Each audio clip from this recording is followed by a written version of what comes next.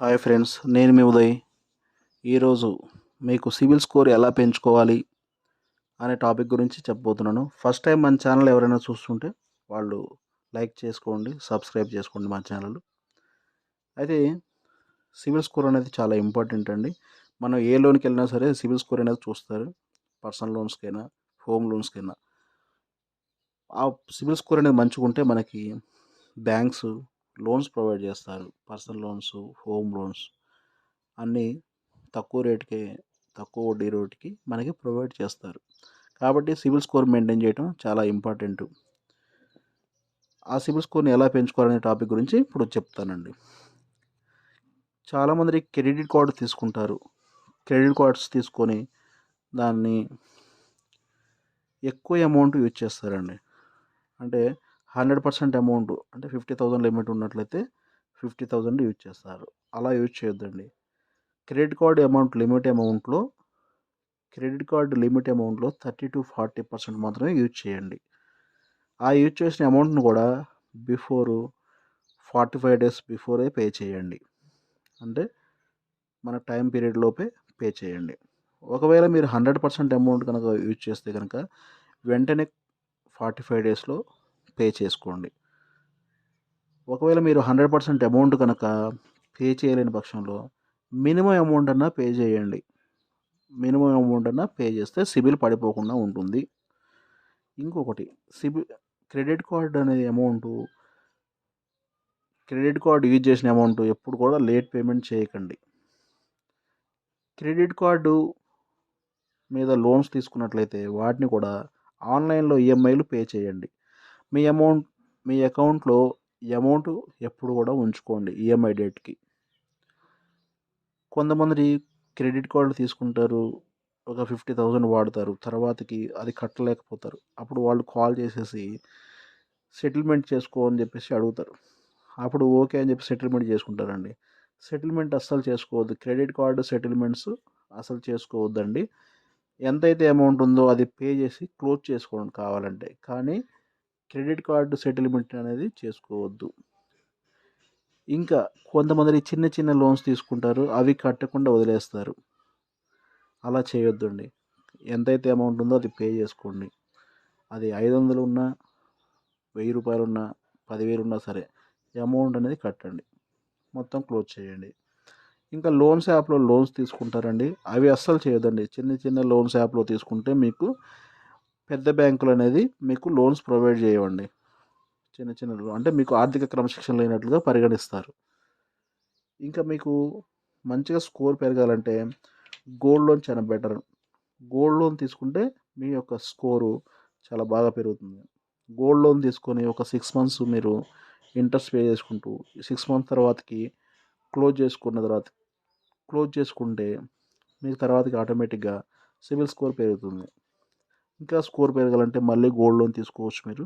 అలా పే చేస్తే మీకు గోల్డ్ లోన్ మీద సిబిల్ స్కోర్ అనేది చాలా బాగా పెరుగుతుంది.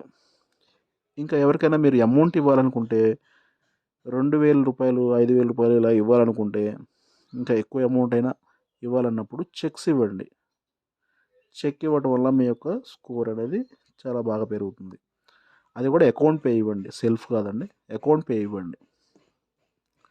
కన్జ్యూమర్ ప్రొడక్ట్స్ కొనడానికి వెళ్తారు మీరు, చెక్ ఇస్తారు. ఆ చెక్ ఇచ్చిన దాంట్లో అమౌంట్ ఎప్పుడు మెయింటైన్ చేయండి. కన్జ్యూమర్ ప్రొడక్ట్స్ కొనడం వల్ల కూడా మీకు స్కోర్ పెరుగుతుంది.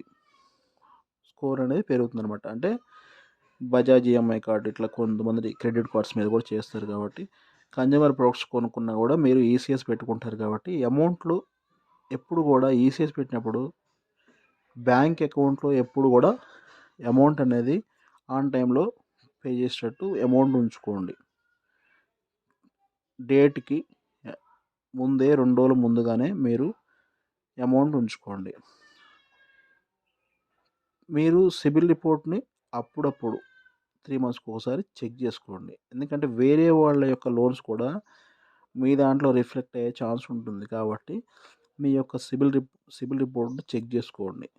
మీరు సిబిల్ రిపోర్ట్ అంటే పేటీఎంలో కూడా చెక్ చేసుకోవచ్చు. పేటీఎంలో కూడా మీకు సిబిల్ రిపోర్ట్ కనపడుతుంది, సిబిల్ స్కోర్ అని. దాంట్లోకి వెళ్ళి మీరు చూసుకోవచ్చు. మీ పేరు మీద ఏ లోన్స్ ఉన్నాయి అనేది కూడా దాంట్లో కనపడుతుంది, ఆ యాప్లో. ఇంకా మీ యొక్క పాన్ కార్డ్స్ ఎక్కడ పడితే అక్కడ నెంబర్ ఎంటర్ చేయమాకండి. అంటే ఆన్‌లైన్‌లో ఎక్కడైనా సరే మీరు ఎంటర్ చేయమాకండి. ప్రతిదానికి ఎంటర్ చేస్తారండి కొంతమంది. క్రెడిట్ కార్డ్ అని చెప్పేసి, పర్సనల్ లోన్ అని చెప్పేసి సొంతంగా ఎంక్వైరీలు చేసేస్తారు. అలా ఎంక్వైరీ చేయమాకండి. ఒకవేళ మీకు క్రెడిట్ కార్డ్ కావాలంటే ప్రాపర్‌గా ఛానెల్ ద్వారా ఎళ్ళండి. పర్సనల్ లోన్ కావాలంటే ప్రాపర్ ఛానెల్ ద్వారా ఎళ్ళండి. ఎక్కువ ఎంక్వైరీస్ చేయొద్దు. ఎక్కువ ఎంక్వైరీస్ చేస్తే ఎంక్వైరీకి 1 పాయింట్ లెక్క తగ్గిపోతుంది. 1, 2 పాయింట్స్ తగ్గిపోతుందండి. ఇంకొకటి, ఎవరికైనా గ్యారంటర్స్ అనేది ఆలోచించి పెట్టండి. గ్యారంటర్ సైన్ అంటే మీరు మీ పాన్ నంబర్ ఇస్తున్నట్టు లెక్క అక్కడ. మీ పాన్ నంబర్ ఇస్తారు కాబట్టి మీ స్కోర్‌లో అది రిఫ్లెక్ట్ అవుతుంది. వాళ్ళు ఒకవేళ ఆన్ టైమ్‌లో పే చేయలే పక్షంలో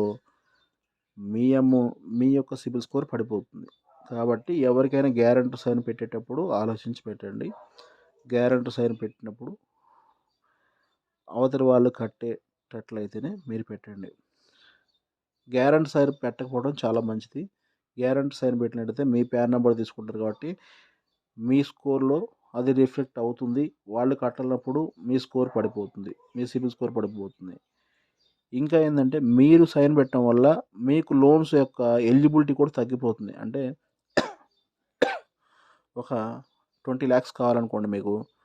మీకు ఎలిజిబిలిటీ యాక్చువల్‌గా 20,00,000 లక్ష రూపాయల సాలరీ ఉంటది. 20,00,000 వస్తది. కానీ మీరు అది పెట్టడం వల్ల వాళ్ళకి 50,00,000కి మీరు లేకపోతే ఒక 10,00,000కి మీరు ఎలిజిబుల్ గ్యారంటీ సైన్ పెడితే మీకు ఒక 5,00,000 10,00,000 తగ్గిస్తారు అమౌంట్. ఎలిజిబిలిటీ అనేది తగ్గిపోతుంది. కాబట్టి గ్యారంటీ సైన్ అనేది ఎవరికీ పెట్టమాకండి. ఇలాంటి మరిన్ని వీడియోల కోసం మా ఛానల్‌ని సబ్స్క్రైబ్ చేయండి. Thank you friends.